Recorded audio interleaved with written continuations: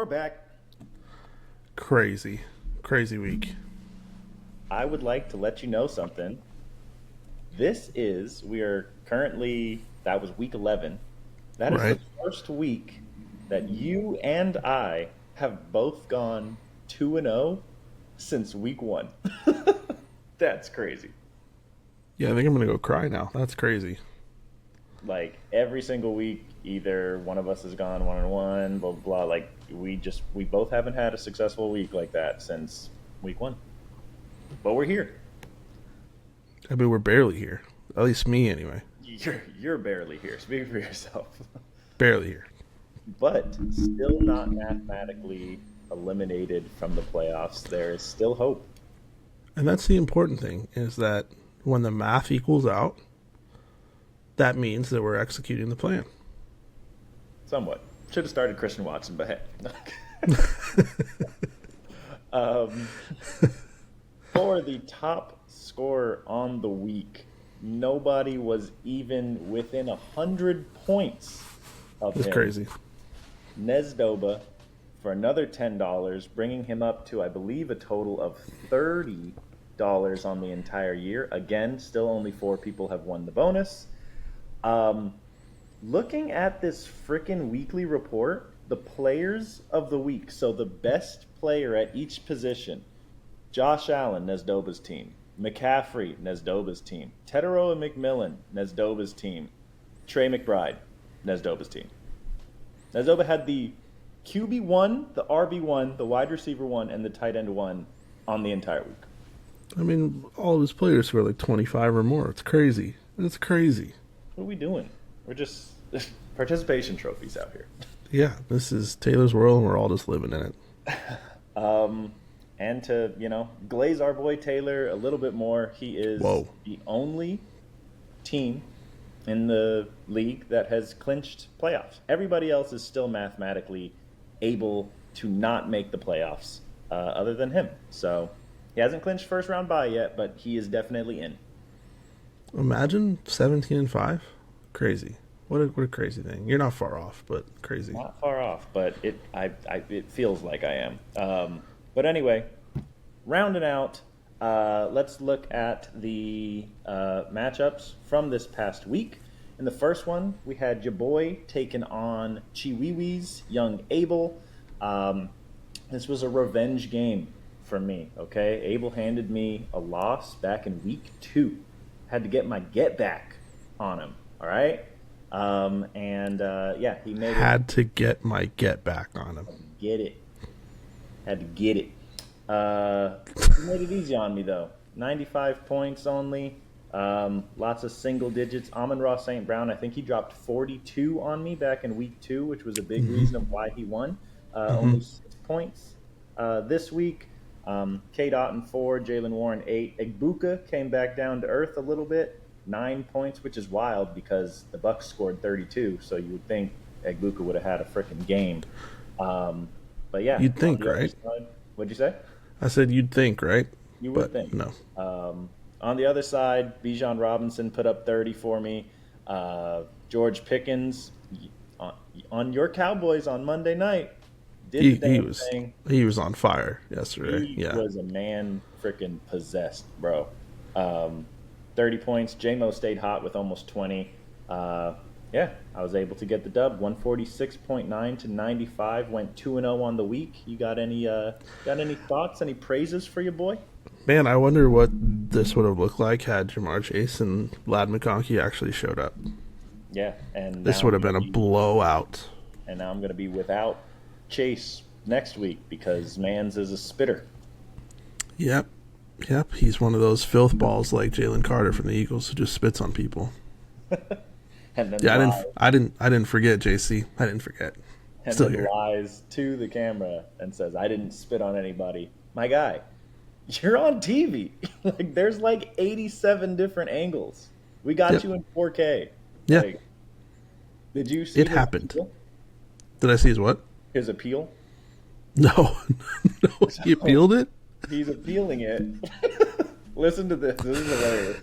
He's appealing it because he's saying, if I would have purposely spit at Jalen Ramsey, I would have spit in his face. not Oh, not at his oh, 4 feet okay. or to the ground.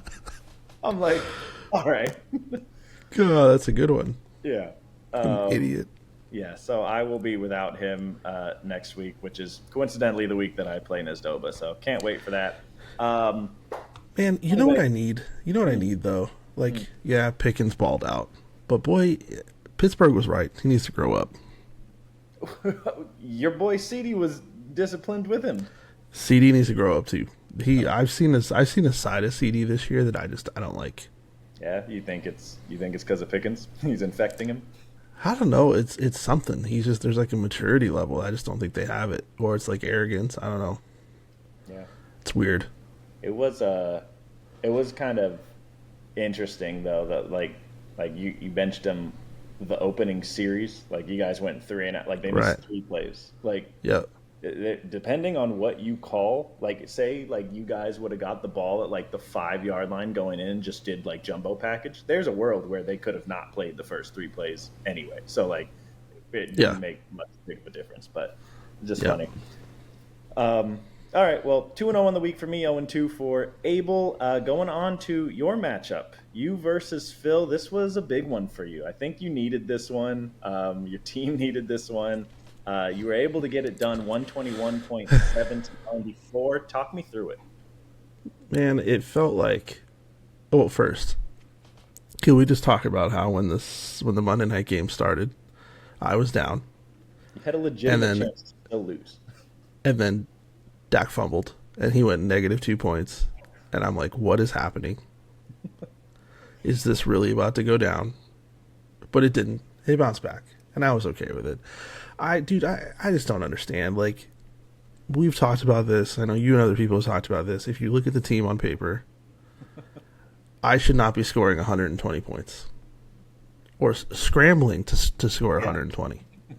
In danger of not scoring on. Like, what are we saying here? And had it not been for good old Herbs over there, who knows what this would have ended up like? Yeah. I mean, you literally needed, I mean, Herbert to score his worst score probably ever since he's become a starter in the league. Um, Khalil Shakir, who was literally Josh Allen's like safety blanket, in a game that they scored 44 points, he only had point 0.7, and then Devonta Smith on a Sunday night against the Lions, 1.8. Like you needed so many duds on Phil's team to win by like 25 points. I hate it. And then don't even get me started on the Eagles. Like, what? I hope they keep that same energy going into next week against the Cowboys. Like, if your offense does nothing, I will accept that. I will appreciate it. Don't do anything. Just keep that energy. Yeah, will you trade? You'll trade a Cowboys win next week for your Saquon, AJ Brown shitting the bed again? You've asked me this a million times. I will trade a Cowboys win for almost anything in this world. Just a win? Not even a Super Bowl, just a win. Just a win at this point. Oh, man. Well, yeah, you got big games out of Dak Prescott. 32 points. CD Lamb, even though he had that, that drop at the end, 17 points still out of him. AJ, little bit of life, 11.9. Yep. You also took a page out of my book and had your kicker get injured, which fucking sick. Eddie Pinheiro gets 12, but got I am just now learning this. That's good information to have. you need to check your team because it says questionable right next to his name. It But does. I'm looking at that now. But yes, that's unfortunate. congratulations, sir. 2-0 on the week for the first time, literally since week one. And you take down Phil. Phil also goes 0-2 on the week. In our next matchup, we had. Oh, did you have something to say? Sorry. No, you're good. You're good. I just had a little itch on the ear. Oh, okay. It looked like you were gonna say. It looked like you were gonna say something. Nope. No shit talking happening over here. Next matchup, we had David taking on Curtis. This looked like it was going to be a little bit more firepower than it was. Both teams did not really show up. 112 by David, 102 by Curtis. Yeah, David makes out great in this Chase trade. He got Travion Henderson, who has scored Bro, 30 in back-to-back points. he has been tearing it apart. Back-to-back. Tearing it apart. Yep, and now Chase is suspended. So like, I literally look like I lost that trade, which is crazy to think about. But yeah, Bowers had a good game, 14 points, got 11 points out of his Ravens. Other than that, it was really Bowers and Travion who were the big scorers on his team. And then for Curtis, Derrick Henry, good game, 21. Drake London, 19, but he is also injured now, so we will see. But yeah, just a low scoring game on both sides. Dude, the Bears looked terrible even in that win. They just didn't look good. They Yeah. haven't looked like a solid team all season. Well, they look like a good. They know how to finish games, but Pause. it's like they know how to finish games. Is pause? Is it? You said they know how to finish Wrong? and then games. They know how to finish games, but yeah, they kind of like play just above the level of their opponent every single week. Yes. You know Yeah, what I mean? that's a good representation of it right there. The Vikings right now are a worse team than the Bears. They should have blown them out, and they squeaked it out again. But it's working for them, I guess. So Caleb Williams, 16 of 32. that's why. What was Jared Goff? Pack it 14 in. 37. Both of them need to just pack it in at this point. Both of their accuracy ratings horrible, completion percentage horrible. But yeah, 112.42. Somehow that's good enough for the 2-0 on the week from David, which is wild. Just shows how many people shit the bed this week. But 0-2 for Curtis. So congratulations, David climbs up a little bit and is still alive as well. Then we go on to Ashton versus Darrell. Man, the collapse and the just change of the seasons from last season, Darrell being like 11-2 to start the year, and then this year, like it's just night and day. But I feel like Darrell even had like a good like start to this season. It was not bad. It was decent. Yeah, he was in the mix, but it just And then yeah, I think Darrell is currently on a 4-game losing streak, so 0-2, 2 straight weeks. did I curse this man? Maybe. I mean, sub 100, I think, again for the second straight week. Hurts, 0-2. Ashton, not much better. Only 107 points this week, but it was enough to beat Darrell, not enough to beat the median. Got a big game out of Devon Achane, 22 points. ETN, 19.3, but a goose by Quentin Johnson. Only 4 points by Lamar. Did have a good game by Travis Kelce, getting 24 points. On the other side, Josh Jacobs lost, injured for a little bit. Eek. James Cook though, 20 points. You know, Welcome that back. trade's not looking horrible. Welcome back. Welcome back. Yeah, you're trying to make yourself feel a little better for I stealing am. Saquon and AJ from him. I am. But yeah, anything else about this matchup? No, this matchup was very uneventful. I have nothing. I had a feeling it would end this way, but here we are. Ashton 1-1 on the week, Darrell 0-2, and then our last matchup, which was supposed to be just the heavyweight showdown, number 1 team versus number 3 team. Both have scored 200 points multiple times on the year, and this one was Nesdova's. We already talked about it. It was like Floyd Mayweather versus me. Versus a coughing baby. 251 points. That is the most points ever scored in our league across all years by like 30. Like insanity. Josh Allen 50 points, CMC 35, Kenneth fucking Gainwell, who was not the starter. He only had that crazy much. Like, that what crazy happened? Game because Jalen Warren got hurt. 30 points. Jackson Smith and Jigba 21, Tet McMillan 34, Trey McBride 28, Diggs 20, Debo 20. Like he made no bad decisions. And it's insane that JSN was like his second or third lowest scoring person out of his like skill aside from kickers and shit, of course. Yeah, nuts. And on the other side, like no disrespect to Chantel. She put up 139 points. That was third highest on the week. Would I have was going been to say she'd have beat most of us. would have beaten basically everybody else in the league. Nesdoba goes 2-0. Chantel 1-1 on the week, but I mean, she's still. George Kittle looks great with Brock Purdy back, by the way. Yes. Yep. So 24 Yeah. points. Devin Singletary 17 points, 2 touchdowns. Like that's good on Chantel, man. She makes those moves. I am so happy I do not play Taylor for the rest of the season. And I'm just going to live in this moment and I'm going to enjoy it. Yeah. Because, goddamn. Yeah, so that was our matchups. Let's look into the rankings. So in first place still at 17-5 is Nesdoba. In second place at 15-7 is myself. Chantel stays in third at 13 at 13-9. Ashton stays in fourth at 12-10. Curtis stays in fifth at 11-11. Phil in sixth at 10-12. Then we have David climbing up one spot at 9-13 in seventh. We have Darrell dropping down one spot at 9-13 in eighth. You climb up a spot from the depths of hell in ninth at 8-14. And Abel, he didn't like leave his seat. His seat was still warm from when he was the last place team. He went down for a little bit and came right back in. Also 6-16.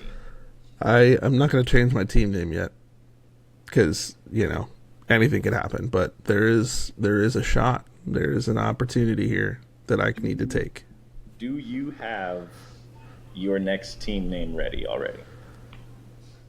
No. I usually just go with the flow a bit on these team names. I know they've been way left in most cases, but it is what it is. Fair enough. All right, let's look at the matchups for week 12. I take on Nesdoba, and I can tell you right now, I have never been less confident in a fantasy football match in my entire life. Like, I think that's rightfully so. Looking at his team is terrifying. Looking at my team without Jamar Chase and Ladd McConkey and Cortland Sutton on bye, terrifying. Hopefully, Bucky Irving will come back. He's been dead for like 7 weeks now. Somebody give that man CPR. Yes. Hopefully he can come back, but I don't feel good about anything going into this week. My goal is to go 1-1. No disrespect. Lay it on me. You're going to get your ass kicked. Probably. Which is crazy because I beat him the first matchup early in the season and like it still felt, it's going to be hard back then. Now it doesn't even look like that. Looks like it was a fluke. I feel like this is the week where you're going to struggle to get to 120 and you're going to know my pain. And I'm here for it. Sounds like somebody's bitter over there. Probably should have started. Not too bitter. I went 3-0 this week. Not too bitter. 3-0. Cowboys? Hello. And then you in fantasy? Okay. All right. Looking at this next matchup, you versus Darrell. How you feeling? Ooh, I'm about to take the belt out for this one. I cannot lose this trade. I can't. And so I need. I'm at this. This is where I have these crossroads, right? Because I need to prove that I won this trade, but proving that you lost it to begin with. Proving that I won this trade means that Saquon and AJ have to beat up on the Cowboys, and so part of me is like, take the L in fantasy. A large part of me said you would trade anything. But then there's a small part of me that just wants to see it happen. So, I'm assuming you're picking yourself? Hello. I also, like you, this week, with no Jacobs. Whoa. Yes, I'm picking breaking news, ladies and gentlemen. I'm going to clip this, and I'm just going to play it. Repeat. It's happened several times. You just pretend that I've never chosen you ever. But yeah, no Jacobs for Durrell, most likely. No Waddle on a bye. I just think it's tough, man. Still no Garrett Wilson. Yeah, I think you get it done. And Yeah, holy shit, look at that. Christian Watson is in your lineup. Fucking novel idea trading for a player and actually using him. it's weird, Crazy, isn't it? It's a weird thing. crazy. Yeah. Never would have thought. All right, next matchup we got David versus Phil. This is a big one as well. Phil is sitting at 10-12. David is only one spot behind him at 9-13. They are 6-7 in the rankings, so this could literally David could get into the playoff picture if he can pull this one off. Um, this one's gonna be tough. Phil will have to look elsewhere for his quarterback. Herbert is on bye, but I think that last week was obviously an outlier for Phil. I think he can right the ship this week. Really just depends, is Travion going to drop another 30-point bomb? Because if so, that's going to be tough. I don't get to say this very often, so I'm going to take my opportunity while I can. Listen, So, so you little fucking minion. You better beat Phil. You better beat him. you are rooting for David?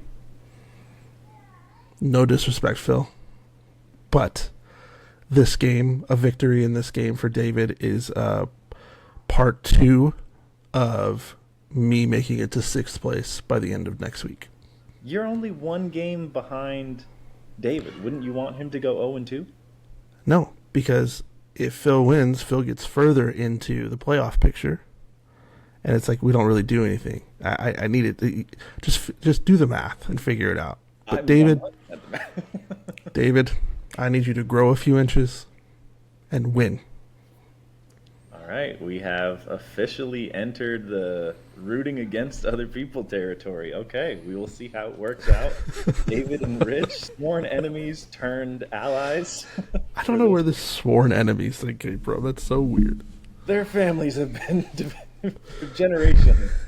Um, all right, cool. So you're going with David. I'm going to go with Phil. We're split on that one.